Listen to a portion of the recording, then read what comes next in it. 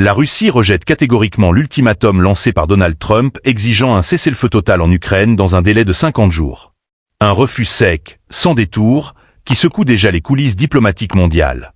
Alors que beaucoup pensaient que l'ancien président américain, redevenu figure centrale de la scène géopolitique, pourrait faire basculer la donne par la pression ou par la peur, Moscou a répondu par un silence glacial, suivi d'un message ferme: nous n'acceptons aucune menace, d'où qu'elle vienne. Cette déclaration du ministère russe de la Défense, transmise sans fioriture, laisse entrevoir un scénario à haut risque. Car au lieu d'un apaisement, les services de renseignement européens font état d'un redéploiement massif des troupes russes dans l'Est ukrainien.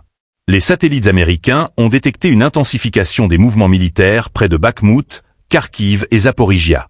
Et selon plusieurs analystes, cette stratégie n'est pas anodine. En rejetant publiquement l'ultimatum de Trump, le Kremlin veut montrer que la Russie n'a plus peur des cycles électoraux américains, ni des effets d'annonce. Mais ce n'est pas tout.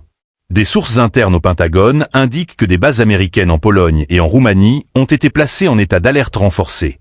En parallèle, des consultations d'urgence auraient eu lieu entre les membres du Conseil de sécurité de l'ONU, sans aboutir à un consensus.